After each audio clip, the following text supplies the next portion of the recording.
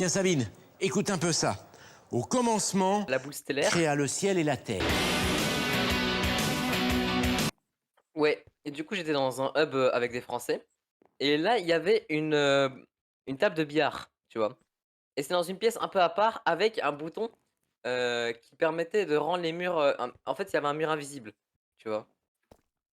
Et du coup, bah, en fait, il y avait une guerre, pour savoir qui avait accès à la table de billard, tu vois?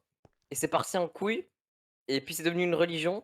Puis ensuite, je me suis dit: «Mec, autant en faire un temple» et du coup, j'ai fait une putain d'église dans le jeu.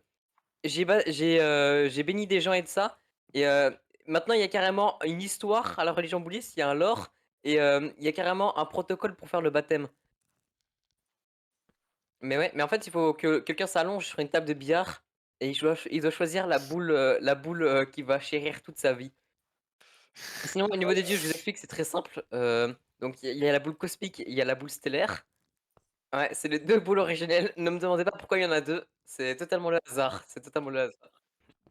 Mais bref, il y a la boule cosmique et la boule stellaire. Il y a la boule cosmique, elle a fait pas grand chose. Mais la boule stellaire. Ah non, j'ai inversé. La boule stellaire, elle a pas fait grand chose. Elle a juste fait les planètes. Enfin, un petit truc comme ça. Et la Je fais boule pas cosmique. grand-chose. Ouais. Euh, et la boule cosmique, elle a créé les atomes. Et la boule blanche. Alors, la boule blanche, c'est un peu le Jésus qu'on a. C'est vraiment le symbole de notre religion. C'est vraiment ce qu'on y accorde le plus d'importance et tout. Et, euh, et voilà. C'est la boule blanche.